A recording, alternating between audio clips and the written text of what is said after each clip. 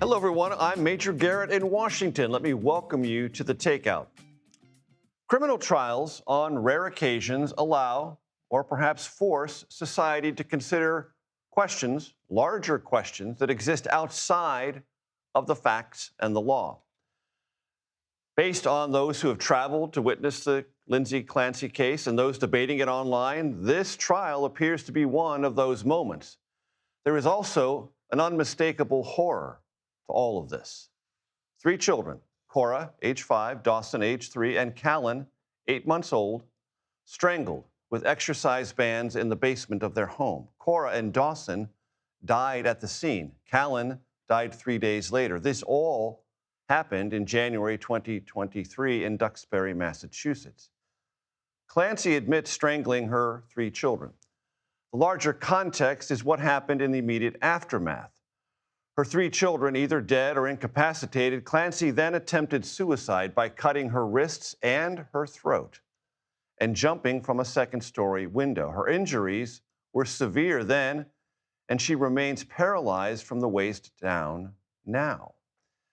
The murders and suicide attempt occurred during a period of about 45 minutes when, according to testimony, Clancy's husband, Patrick, was out of the home to pick up a carry-out dinner order and medication for Cora. How could such a monstrous crime occur? What is Clancy's culpability? The jury is considering that presently. As this trial has progressed, a debate has ensued about Clancy's postpartum psychosis and the treatment she did or did not receive from the mental health care system. More broadly, the trial has become a window into the dual traumas of being or feeling overwhelmed as a mother, with few sympathetic voices to turn to, and a healthcare system that seemingly reactively rotates prescribed drugs, but fails to actually treat the patient. This is what they had. This is their family because of the damn medicine and the lousy medical care that she got. You can troop as many paid experts as you want to come in here and tell the jury, oh, well, she didn't say that she heard voices inside her head. She said she heard voices from outside her head. She said she was making chicken McNuggets. There was a bowl on the sofa. She wasn't making chicken McNuggets. She said something as I think and I muse and I try real hard to tell you what my opinion is, that this woman was acting in her right mind when these children were killed. In his closing argument, defense attorney Kevin Reddington said Clancy was over-medicated and had conducted online searches about suicide because of her feelings of anguish and torment.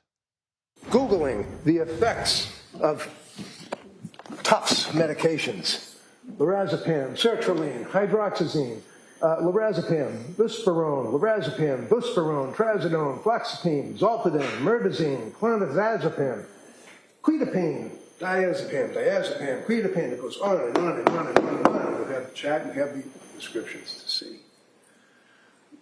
And obviously, she wasn't consuming all of these at the same time, because one thing this kid did was try to do what she was supposed to do.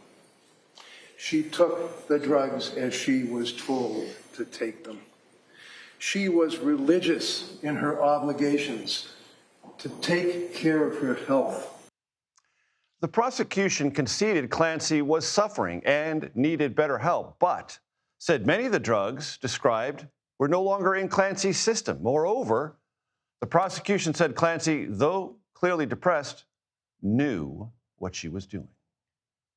Mothers kill their children, and it's horrible and it's awful, but it happens. So why did she specifically do it? She was depressed. She was exhausted. She was done.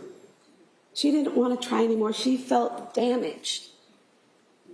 But those kids were her protective factor. Those kids were keeping her from ending her misery. And so she had to remove the protective factor. And I'm not saying she was happy about it. I'm saying that it was what she had to do to end her misery. but it was a choice. It was a choice. She could have kept trying. She could have, moved down to her mother's. She could have killed herself and left her kids alive. But it was a choice to take them with her. It was a horrible choice. And it's a choice that we don't want to think about that a mother could make, because that doesn't make us feel safe or comfortable in this world. But it's a choice she made. We're going to begin with Shanelle Kaul on the case and the contours of the debate. It has and probably will continue to inspire whatever the jury decides. Shanelle, give me a sense of the composition of the jury and the questions before it. So, look, the jury now, the final jury pool is now made up of 9 women and 3 men. They began deliberating today, Major, at around 12:30. That went on until shortly after 4 p.m. So deliberations are done for the day, and obviously they have not yet reached a verdict. We don't know how long this is going to take at this point, but I will note they've got 5 options to consider here, right? You have first-degree murder, second-degree murder, manslaughter, which, as you know, Major, was a lesser charge just added by the judge yesterday. Then they've got not guilty or not guilty by reason of insanity. And I think that later charge of manslaughter that was just added yesterday may complicate or even lengthen the process of deliberations here. So what stood out to you, Shanelle, from these closing arguments, either prosecution or defense? Yeah, I think something that surprised me was that prosecutors started her closing arguments by actually agreeing to the fact that Lindsay Clancy was suffering with mental health challenges in the months leading up to January 2023. But she said something really important there. She said this is not a trial that's about maternal mental health. She actually called the topic of that a distraction here and said that's not what this is about at the end of the day. Another thing that surprised me was defense attorney Kevin Reddington spending a lot less time during his closing arguments talking about that postpartum psychosis diagnosis that he argues she was suffering from when she killed her 3 young children. He actually spent more time, Major, trying to poke holes in the prosecutor's case, trying to point out some of the evidence he says didn't line up with some of the arguments that they made, promises they made in their opening statements. And perhaps this was strategic in a way, Major, because at the end of the day, the burden of proof here is on prosecutors, right? Kevin Reddington doesn't need to prove to jurors that she was suffering from postpartum psychosis that night. He just needs them to believe that there's a possibility that she was. Possibility indeed. Shanelle Kaul, thank you so very much. I want to bring in CBS News legal contributor Jessica Levinson and CBS News legal analyst Caroline Polisi. Jessica, we'll have you focus on the prosecution, if you'd be so kind. And Caroline, you can focus on the defense. You're not advocates on either side, but you've listened to both, and you can talk to both. So, Jessica, let's start with you. What stood out to you about the trial testimony, the case the prosecution built, and the close?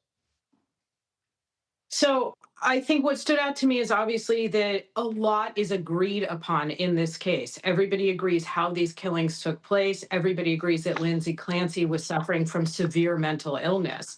And the question is, while hugely significant, Major, as you know, actually somewhat narrow. As we just heard from Shanelle, in Massachusetts, the prosecution has the burden of showing that Lindsay Clancy was criminally culpable, and the standard is very high because she understood the wrongfulness of what she was doing, and she was able to comport her behavior within the law. And what stood out to me is that everything the prosecution said leading up to this point is trying, of course, to get the jury to believe that, to say.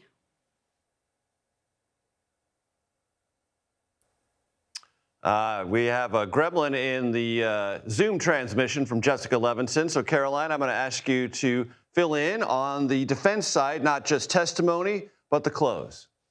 Yeah, I can pick up where Jessica left off, but she's absolutely right. There was a lot of testimony during this trial, but it really comes down to a very specific issue here.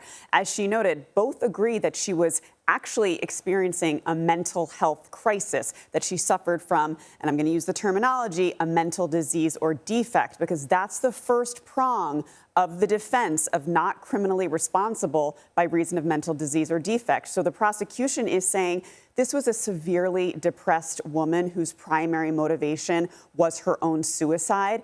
We heard that in that clip there. However, they're saying she, because of whatever state of mind she was in, felt that she needed to take her children's lives prior to her own so that they didn't have to go through the pain of losing her.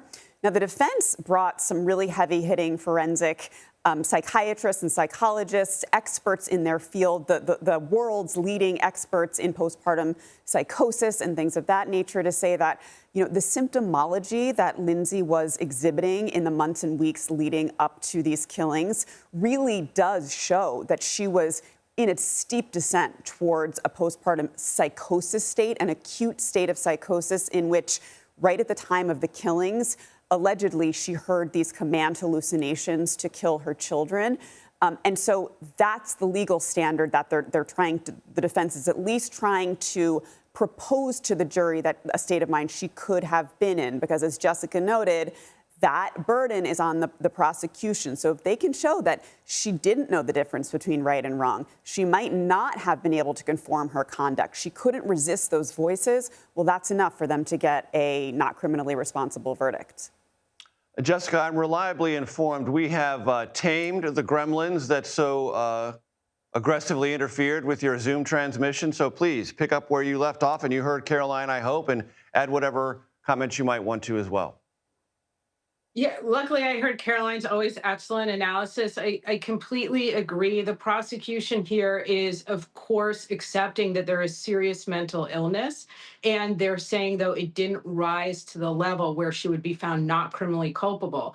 Really, I think much of this case, and I believe Caroline was pointing this out, comes down to a battle of the experts who are talking about Lindsay Clancy's state of mind at the moment of the killings, not 3 days before, not 2 days before, but at the moment of the killings. And I think much of this for the jury will come down to the credibility of these experts, and will come down to another key part of the prosecution's case, which is, and we heard this from the prosecution over and over again, she planned. She was able to premeditate. She was able to say to her husband, you should leave. You should pick up takeout food. You should go to the pharmacy. I think that, along with the experts who are saying she was suffering from mental illness, but not psychosis, not command hallucinations, that's much of what the prosecution is hanging its case on. Caroline, how prominent do you believe in either presentation or the jury's evaluation will the attempted suicide of Lindsay Clancy be?